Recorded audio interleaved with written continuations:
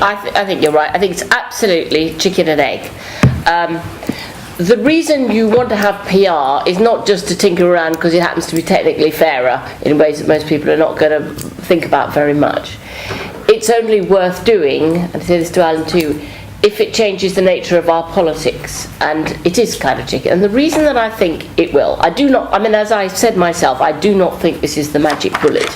I just think it's the sine qua non. I think until you do this, nothing else will change either. But of course it's not the only thing to do. But the reason why I think it begins to change politics is that increasingly, and as politics and psephology has got more and more technical, we can actually now identify the 200,000 people individually on whom the election depends.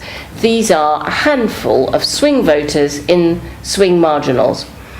They are Mondeo man and Worcester woman, and they're not very interested in politics, but they will vote. And they swing from one way to the other. Most people don't swing. There aren't all that many swing voters. Most people either don't vote or they vote one way or the other way, and there are just these people. So all of politics now drills down to try and catch the attention with often quite crass posters and electioneering of people who are not really interested, not much noticing, middle of the road, very consumerist on the whole. Well, what's in it for me, and am I going to get more from this one or that one? It reduces politics to its lowest common denominator. If you have a PR system, every vote everywhere counts the same. So that instead of you have a safe Labour seats where there are whole council flats where you might just as well forget about it. It's a wet Thursday, don't bother going knocking on their doors, because actually you're going to win that seat anyway.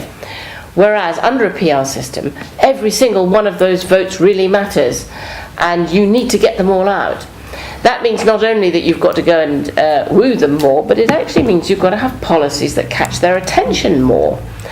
And I think this grey mush in the middle that we've had, in the early 80s, too much so. You had Michael Foot, and you had Margaret Thatcher, you had riots in the street, total disaster. I and a few others of us, not enough, formed the SDP because we thought there was a great space in the middle and the Liberals weren't doing well enough on their own.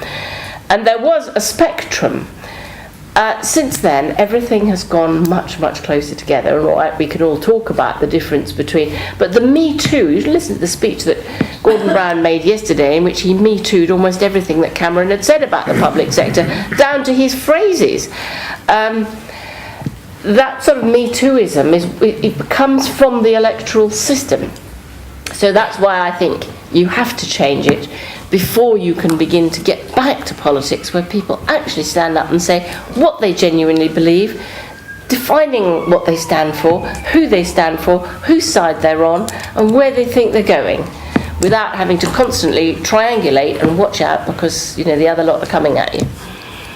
Yes, changing the system is got to be for a better end, hasn't it? Absolutely. It can't just be about changing the system. Yes. Which is an argument I always have with reformers, because I think I believe in changing the system because I want a different type of country, not because, and I want the issues I care about to be, have a space rather than just because it's quite exciting to change the system. Also, I want those X Factor voters. I want there to be a green party that people could vote for. You want a climate change party? We should be able to vote for one and have a chance of winning. And I think if you're in your early 20s and you're more excited about voting in general election than the X Factor, there's something very wrong with you. Douglas. And I suspect one of the reasons why so many people vote in the X Factor because they know that it's going to have an immediate consequence. The fact is that if you vote for people in Parliament, despite what the textbooks say, the people that you elect don't actually exercise real power, which is why on doorstep after doorstep they say all you politicians are the same.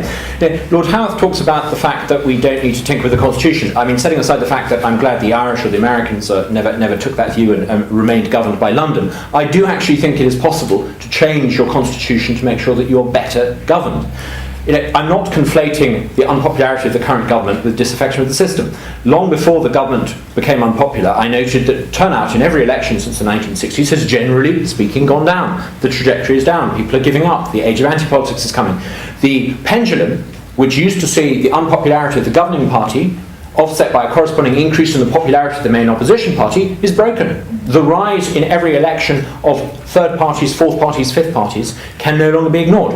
I'm not conflating the unpopularity of the government. We are in an age of anti-politics. And I think, although the people in SW1 might not like to admit it, it is a defining climate, this climate of anti-politics. I keep on being told, when I ever say that we need this reform, that, don't you understand, Carswell, Parliament is there to hold the executive to account. That's what they taught me at A-level politics, but I'm sorry, the model of accountability doesn't work. The idea of ministers being accountable for the actions of the standing apparatus and the quangos through Parliament doesn't work anymore. Huge numbers of policy decisions, billions of pounds are spent by people who are not accountable to Parliament. The minister acts as the mouthpiece of the department, or the quango as the apologist for failure. There is no proper system of accountability. It's So because don't you improve the way, or change the way that government, I agree with Lord Howe that government runs the country, so if Parliament's not working in holding the government to account, shouldn't you improve the mechanisms within Parliament? Well, absolutely, which is why I said there are two sides to change. One is to make government accountable to Parliament, but government is not accountable to Parliament. Most of the key decisions that affect your life are not made by people accountable to Parliament anymore. And if you still think that is the case, then come with me. I will take you to the next Education Select Committee. £57 billion of expenditure is going through on the nod. We have no input into special needs education anymore. We have no input into the national curriculum.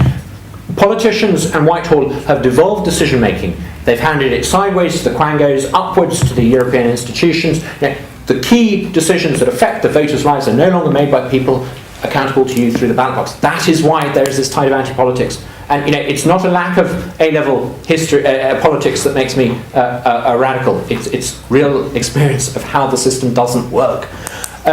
Can you answer Tony's point as well about consumerism? Yeah, consumerism. Consumerism, I think, is a good thing. Consumerism means that those who provide are responsible to your needs. Often politicians talk about this as though consumerism was somehow sort of bad thing. Consumerism means responsiveness. Take, for example, consumerism and what MPs debate. At the moment, unelected people basically determine what MPs talk about. And so they spend more time trying to exempt themselves from their own freedom of information requests and law than they do discussing the things that matter to the people of the country. If you had a more consumerist system, you would allow people the same sort of choices they have over other aspects of their lives to have a say in what goes into the Queen's speech, the right of popular initiative. Why not? Why not allow people to set the agenda in the House of Commons? If you distrust the people and you think they're not up to the job, then please say so. But I believe that the people would do a better job of deciding what it is our politicians could debate and vote on than unelected officials. So I do think consumerism is a good thing. The age of mass consumption in society, modernity created mass consumption and mass brands. Beer, it was very simple. Guinness is good for you, take courage. If you're selling beer now, you have to go for niche markets. You go for you brand on the basis of lifestyle associations or local product or organic product or more of the sugar turns to alcohol. In the same way, there is an appetite for more niche politics, but the internet is perfectly suited to this niche politics. And finally, PR.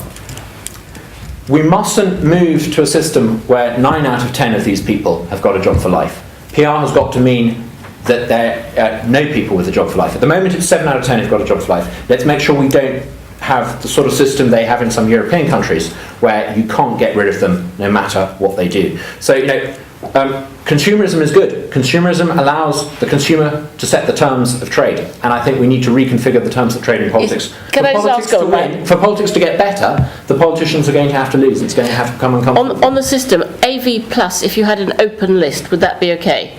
Because then at least you choose us on who you pick off the list. I would prefer multi-member seats. I would prefer... But it's going to be easier to get it. I agree, but on the other hand, it looks as if you'll have to have a staging post along the way. It's a practical obtainability. I think if you want to achieve change, you've got to argue the case for change. I fear that anything short of multi-member seats... Multi-member seats, there's a good centre-right case for multi-member seats. Choice, competition, it's what we used to have. It would give you tension between members of the same party, surely no bad thing. You would be able to decide for yourself which brand of the blue party or the red party you wanted. We're in favour of choice in economic things. Let's have STV and multi-member seats and bring it to political things. The only people who stand to lose are people who don't like being accountable in Westminster for how they exercise our powers. Trouble is, they're the ones who are going to vote on it. Yes, I want